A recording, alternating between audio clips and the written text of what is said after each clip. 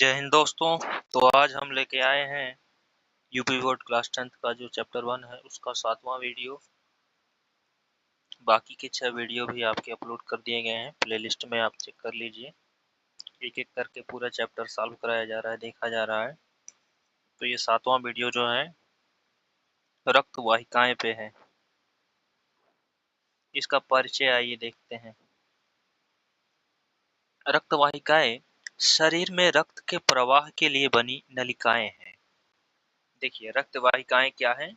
ये शरीर में रक्त के प्रवाह के लिए बनी एक नलिकाएं हैं। यह है क्या? यह एक नलिकाएं हैं, रक्त वाहिकाएं जो प्रवाह करती हैं, रक्त के बनी है। ये हृदय को शरीर के अंगों से उपयुक्त जोड़ती हैं। ये हृदय को जो है यानी दिल को शरीर के विभिन्न अंगों से ऊतकों को जोड़ती हैं। रक्त वाहिकाओं का जो मुख्य कार्य है वो रक्त को एक स्थान से दूसरे स्थान तक पहुंचाना है। इनका कार्य जो होता है वो एक स्थान से दूसरे स्थान तक पहुंचाने का होता है। इनके 3 प्रकार होते हैं: धमनी, शिरा, कोशिका। रक्त वाहिकाओं के कितने प्रकार हैं? 3 प्रकार हैं। ये बोर्ड एग्जाम के लिए इंपॉर्टेंट क्वेश्चन है, नोट कर लीजिएगा कि रक्त वाहिकाओं के मुख्यतः कितने प्रकार होते हैं। तो ये 3 प्रकार होते हैं। और तीनों प्रकार क्या क्या हैं? पहला धमनी है, दूसरा शिरा, तीसरा केशिका है।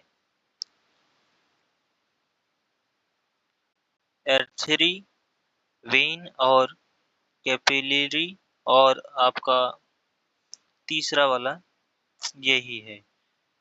आइए एक एक करके सबकी परिभाषाओं को देखते हैं। सबसे पहले हम धमनी देखते हैं, इसकी परिभाषा, फिर इसको हम चित्र के माध्यम से समझेंगे कैसे क्या कार्य करते हैं और है क्या, कहाँ पर। देखिए, सबसे पहले धमनी की परिभाषा। वे रक्त वाहिकाएं जो रक्त के हृदय के शरीर के विभिन्न अंग तक ले जाती है। वे रक्त वाहिकाएं जो हृदय से शरीर के विभिन्न अंगों तक ले जाती हैं वह रक्त वाहिकाएं कहलाती हैं, वह धमनी कहलाती है। इसकी संरचना कैसी होती है? धमनी जो की दीवार मोटी मजबूत होती है। इसकी जो सबसे बड़ी खासियत यही है कि इसकी दीवारें जो होती हैं बड़ी ही मोटी होती हैं।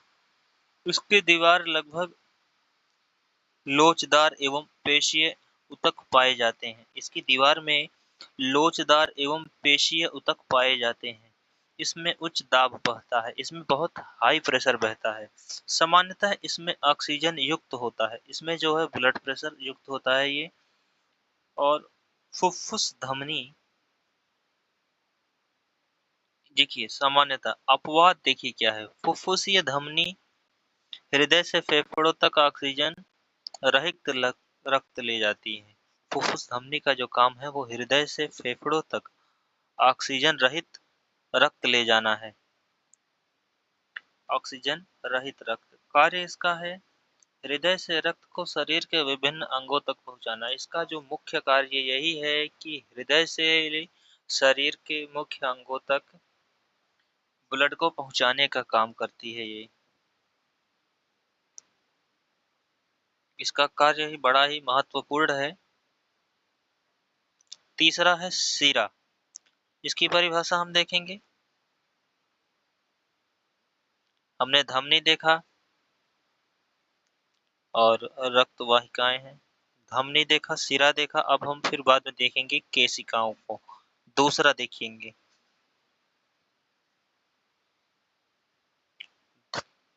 सबसे पहले शिरा देखिए। वे रक्त वाहिकाएं जो शरीर के विभिन्न अंगों तक रक्त को वापस हृदय तक ले जाती हैं वो शिरा कहलाती हैं। यानी कि धमनी का जो कार्य था वो ले जाने का था और इसका काम जो है वापस ले आना है, रिटर्न। शिरा जो है रक्त वाहिकाओं को शरीर के विभिन्न अंगों से रक्त को वापस हृदय तक ले जाता है। यानी कि शिरे का काम जो होता है वो ब्लड को हार्ट तक ले आने का है। और धमनी का काम इसी का उल्टा है, वो धमनी जो है हार्ट से शरीर तक ले जाती है ब्लड को। इसकी संरचना कैसी होती है? धमनी की तुलना में ये इसकी दीवारें पतली होती हैं। धमनी की दीवारें जो होती हैं वो मोटी होती हैं, लेकिन इसकी पतली होती हैं। इसमें कम रक्त कम दाब पर बहता है। इसमें जो ब्लड होता है कम प्रेशर पर बहता है। इसमें वाल्व पाए जाते हैं, इसी में वाल्व पाए जाते हैं। सामान्यतः इसमें ऑक्सीजन रहित रक्त होता है। हृदय तक ऑक्सीजन युक्त रक्त लाती है ये। हृदय तक जो है ऑक्सीजन युक्त रक्त लाती है। इसके कार्य जो है आप देखिए, शरीर के विभिन्न भागों में रक्त को वापस हृदय तक पहुंचाना है, ये तो मैंने आपको बता दिया था। अब अगला है केशिकाएं। अत्यंत महीन एवं सूक्ष्म वाहिकाओं जो धमनियों की शाखाओं को और शिराओं को शाखाओं से जोड़ती है, यानी शाखाओं से जोड़ती हैं छोटी छोटी। इसका यही काम ही है। अत्यंत महीन और सूक्ष्म वाहिकाएं जो धमनी की शाखाओं को सिराओं से जोड़ती है, यानी धमनी की शाखाओं से सिरों से जोड़ती है, ये वह कोशिका कहलाती है। इसकी विशेषता यही है कि यह बहुत पतली होती है। इनकी दीवार लगभग एक कोशिका मोटी होती है। ये शरीर में ऊतक जाल बनाती है। शरीर में क्या बनाती है? ऊतक जाल बनाती हैं। इसमें रक्त प्रवाह धीमा होता है। इसमें जो ब्लड का प्रेशर होता है बहुत धीरे धीरे चलता है, एकदम आराम आराम से। इसका जो मुख्य कार्य होता है, कोशिकाओं में रक्त और शरीर की कोशिकाओं के बीच पदार्थ का आदान प्रदान होता है। इसमें ऑक्सीजन जो होता है कोशिकाओं तक और पोषक पदार्थ कोशिका तक, कार्बन डाइऑक्साइड रक्त में और अन्य अपशिष्ट पदार्थ रक्त में ले जाते हैं ये। आइए पांचवा देखते हैं, धमनी, शिरा और केशिका में अंतर क्या क्या है, एक एक करके। सबसे पहले विशेषता देखते हैं।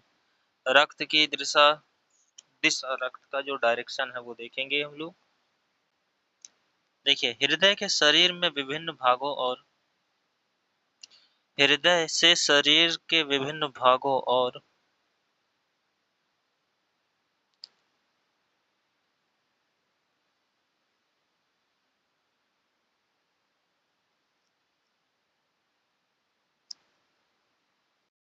यह हृदय से दूर रहती है। दीवारें इसकी मोटी, मजबूत और लोचदार होती हैं, ये तो मैंने बताया ही था आपको। रक्त का दाब इसमें अधिक होता है। वाल्व होता ही नहीं है इसमें। रक्त का प्रभाव तेज होता है। रक्त का प्रकाश सामान्यतः ऑक्सीजन युक्त रक्त होता है। अपवाद फुफ्फुसीय धमनी में होते हैं। और सिरे में शरीर के विभिन्न अंगों में हृदय की ओर ले जाता है ये रक्त। और पतली कमजोर दीवारें इसकी होती हैं। इसमें रक्त का दाब कम होता है। इसमें वाल्व होते हैं और इसके साथ रक्त का प्रवाह इसमें धीमा होता है।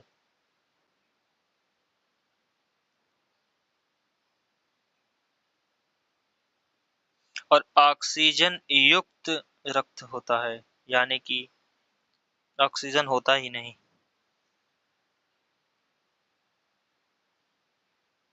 ऑक्सीजन रहित होता है।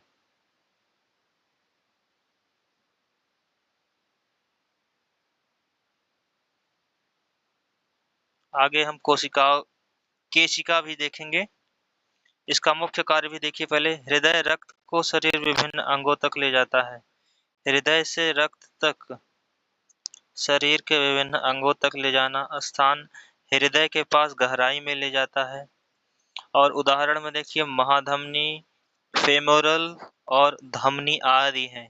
और इसकी जो उदाहरण है वो महाशिरा, फेमोरल शिरा आदि ये सब हैं। अगला हम देखेंगे केशिकाओं को इस चार्ट के माध्यम से। रक्त की दिशा, क्या होती है? धमनियों में शाखाओं से सिरा तक शाखाओं की ओर ले जाता है रक्त। इसमें केवल कोशिका मोटी होती है, ये बहुत पतली होती है। इसमें रक्त का दाब बहुत कम होता है, वाल्व होता ही नहीं, और ब्लड प्रेशर धीमा होता है। रक्त का प्रकार इसमें दो प्रकार का हो सकता है रक्त, और आगे हम देखेंगे।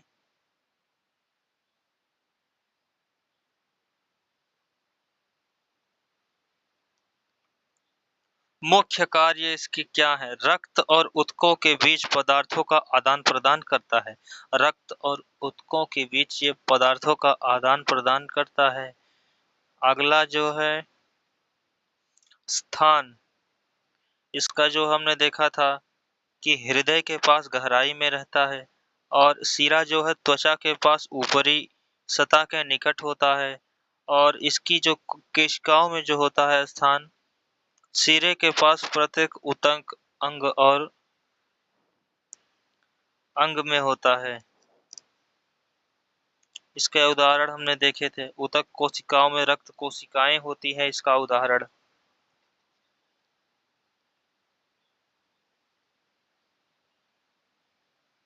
छठवां देखिए, रक्त का प्रवाह यानी हृदय में रक्त का प्रवाह जो है वो कैसे होता है? मानव हृदय में 4 कक्ष होते हैं: दायां अलिंदा, बायां अलिंदा, बायां अलिंदा, बायां निलय। 4 chambers in human heart. How many chambers? 4 chambers. देखिए, रक्त का प्रवाह इस प्रकार होता है शरीर में। महाशिरा दायां अलिंदा, फिर बायां अलिंदा में जाता है, फिर फुफ्फुसीय धमनी और फेफड़ों तक। फेफड़े में रक्त तक ऑक्सीजन ग्रहण होता है, फिर फेफड़े से फुफ्फुसीय सिरा बायां अलिंदा यानी और बायां निलय के बाद महाधमनी, फिर पूरे शरीर में इसका प्रवाह होने लगता है।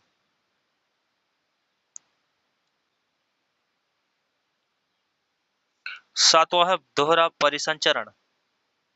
इसकी परिभाषा हम देखते हैं। मानव शरीर में एक पूर्ण परिसंचरण दौरान रक्त का हृदय से 2 बार गुजरना दोहरा परिसंचरण कहलाता है। यदि मानव शरीर में पूर्ण परिसंचरण के दौरान रक्त हृदय से 2 बार गुजरे, यानी एक बार नहीं 2 बार, तो उसे दोहरा परिसंचरण कहते हैं। मनुष्य में 2 प्रकार के परिसंचरण होता है: फुफ्फुसीय परिसंचरण, जिसमें हम देखेंगे इसमें रक्त का प्रवाह जो होता है हृदय, उसके बाद फिर लंग्स, फिर हृदय में होता है, यानी हार्ट, लंग्स, फिर हार्ट में। दायां निलय ऑक्सीजन रहित युक्त फुफ्फुस धमनी द्वारा फेफड़ों तक भेजता है।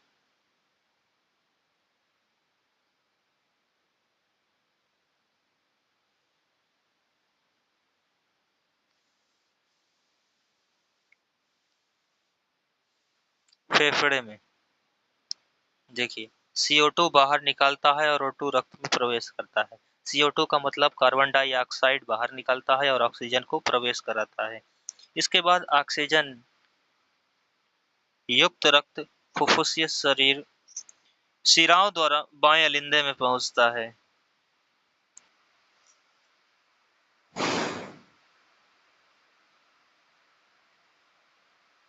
आइए आगे देखते हैं। बायां निलय और ऑक्सीजन युक्त रक्त महाधमनी द्वारा पूरे शरीर में भेजता है। देखिए, इसका कार्य जो होता है, बाएं निलय का लेफ्ट वेंट्रिकल्स में भेजता है। ये बायां निलय यानी लेफ्ट वेंट्रिकल्स में ऑक्सीजन युक्त रक्त को महाधमनी द्वारा शरीर में भेजता है। किसके द्वारा? बायां निलय ऑक्सीजन युक्त। कौन भेजता है? लेफ्ट वेंट्रिकल्स वो ऑक्सीजन के साथ भेजता है खून को।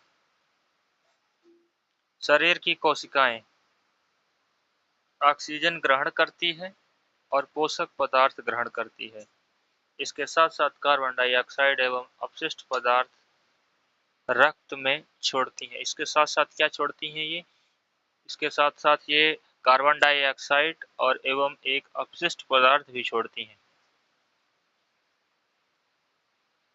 फिर ऑक्सीजन रहित युक्त शिराओं द्वारा वापस जाए दाएं अलिंदे में पहुंचाती हैं। ये कहाँ पहुंचाती हैं? दाएं अलिंदे में, यानी राइट एट्रियम में पहुंचाती हैं ये।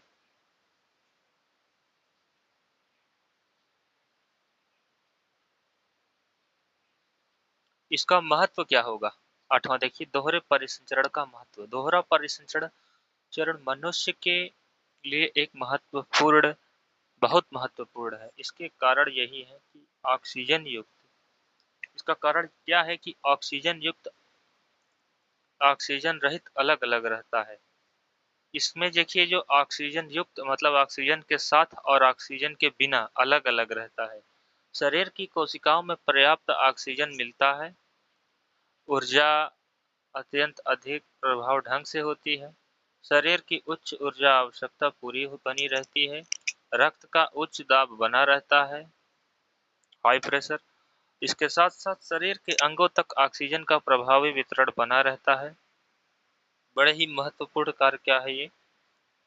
और फिर देखिए, मनुष्य के हृदय में बाएं और दाएं भाग पूरा पूरा अलग होता है। लेफ्ट एंड राइट साइड जो ह्यूमन का हार्ट होता है वो अलग अलग होता है।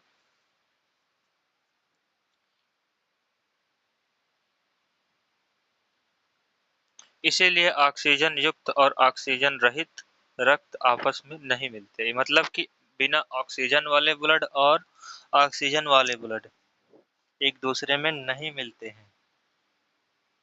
इनका अलग अलग चेंबर होता है, डिवाइड होते हैं ये, जिस कारण से जो दो ब्लड होते हैं, एक ऑक्सीजन के साथ एक बिना ऑक्सीजन के, वो दोनों एक दूसरे में नहीं मिल पाते हैं, इसी डिवाइडेशन के कारण। अगला टॉपिक देखेंगे हम,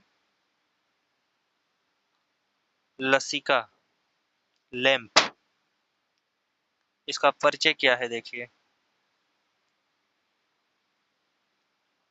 तलिका एक हल्के पीले रंग का तरल पदार्थ है। ये एक हल्का सा पीले रंग का तरल पदार्थ होता है जो तलिका वाहिकाओं में प्रवाहित होता है। ये जो तसिका वाहिकाओं में प्रवाहित होता है,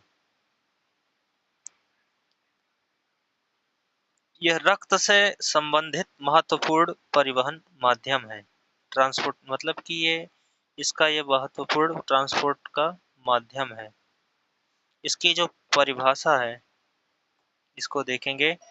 ऊतकों में उपस्थित अतिरिक्त द्रव को तसिका वाहिकाओं में प्रवेश करके तसिका तंत्र के माध्यम से प्रवाहित होता है, जिस कारण यह तसिका कहलाता है।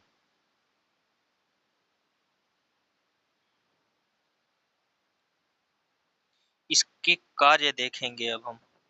10वां, ऊतक द्रव का संतुलन करना होता है। रक्त कोशिकाओं से बाहर निकले अतिरिक्त द्रव को वापस रक्त में परिसंचरण में पहुंचाने में सहायता करता है। जो रक्त कोशिकाओं से बाहर निकले अतिरिक्त द्रव होते हैं, उसको वापस रक्त परिसंचरण में पहुंचाता है। ये उसी के लिए सहायक होता है। आगे हम देखेंगे वसा में परिवहन। छोटी आंत से अवशोषित वसा एवं वसा में घुलनशील पदार्थों के परिवहन में सहायता करता है। इसका यही कार्य होता है, छोटा सा। और तीसरा देखिए, प्रतिरक्षा। लसिका तंत्र के शरीर के रोगों को प्रतिरोधक क्षमता में महत्वपूर्ण भूमिका निभाता है। यानी कि जो प्रतिरोधक क्षमता होती है शरीर की, उसमें एक महत्वपूर्ण भूमिका निभाता है। रोग प्रतिरोधक क्षमता, जो कि इम्यूनिटी में एक बहुत बड़ा रोल होता है इसका, लसिका का।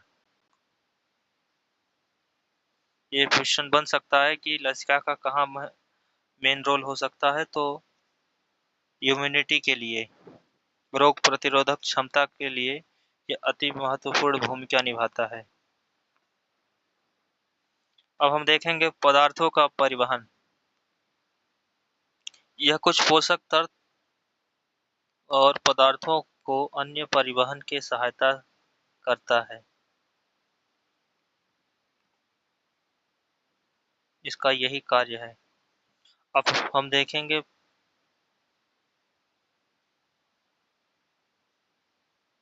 11वां देखेंगे, पूरा रक्त परिसंचरण एक बार में याद करें। ह्यूमन के बॉडी के माध्यम से हम इसको देखेंगे। अभी एक ग्राफ में सबसे पहले ये थ्योरी देखते हैं। सबसे पहले सिरा होता है, फिर महासिरा होता है, दायां अलिंदा, बायां अलिंदा, फिर फुफ्फुस धमनी में रक्त पहुंचता है, फिर बाएं अलिंदे में, फिर महाधमनी, फिर पूरे शरीर में जाकर अंत में पहुंचता है।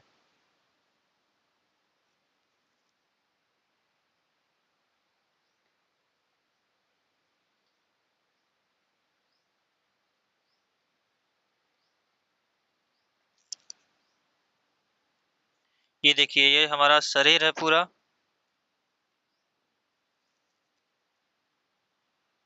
महाशिरा, फुफ्फुस धमनी क्या है? यही है।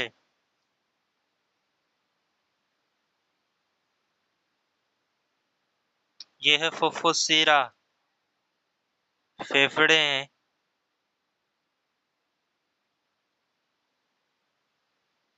आइए एक एक करके देखते हैं। शरीर के सभी अंगों को ऑक्सीजन रहित रक्त महाशिरा में ले जाता है। फिर महाशिरा जो होता है वो यह बड़ा शिरा से शरीर से रक्त और बाएं अलिंदे में ले जाता है।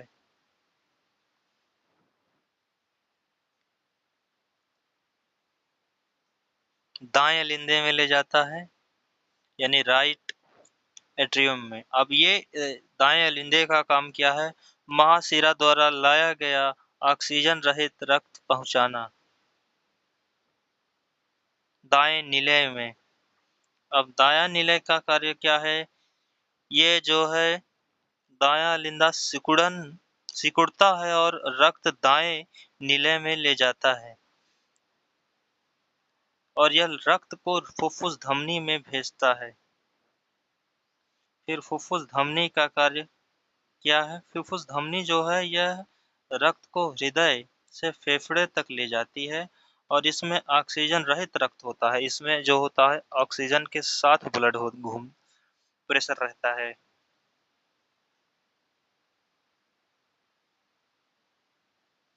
फिर फेफड़े का काम क्या होता है? फुफ्फुसीय धमनी द्वारा लाया गया जो ब्लड होता है उसमें ऑक्सीजन छोड़ना और कार्बन डाइऑक्साइड बाहर निकालना होता है। अब देखिए फेफड़े का काम यहाँ क्या होता है?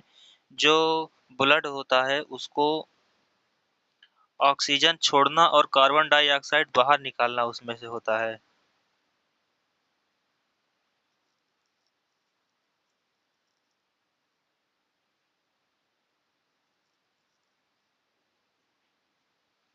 अब फुफ्फुसीय शिरा, फेफड़े से ऑक्सीजन युक्त रक्त फुफ्फुसीय शिराओं द्वारा बाएं अलिंदे में ले जाया जाता है। इसको अब बाएं अलिंदे में ले जाते हैं। कहाँ जाएगा ये? बाएं अलिंदे में। ये फेफड़ा है, ये फुफ्फुसीय शिरा है, ये फुफ्फुसीय धमनी है, और महाशिरा रक्त ले जाती है, और महाधमनी हृदय से रक्त ले आती है, लाती है और ले जाती है।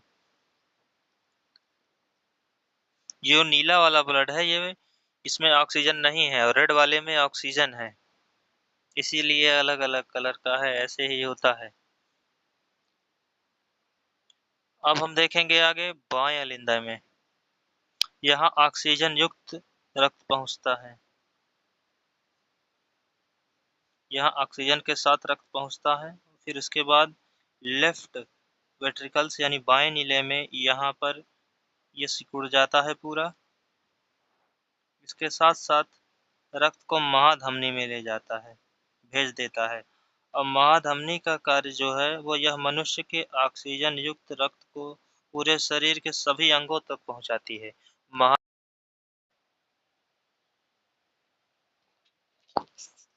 आपने देखा कि बायां अलिंदा सिकुड़ता है और रक्त बाएं अलिंदे नीले जाता है। बायां नीले सिकुड़ कर रक्त को महाधमनी में भेजता है। तो जो इसका महाधमनी का जो मुख्य कार्य होता है, यह मुख्य धमनी ऑक्सीजन युक्त रक्त को पूरे शरीर में सभी अंगों तक पहुंचा देती है। जो ये पूरे देखिए, ये आप देख सकते हैं बॉडी में कैसे कैसे ब्लड का सर्कुलेशन होता है, रक्त कैसे कैसे प्रवाह होता है।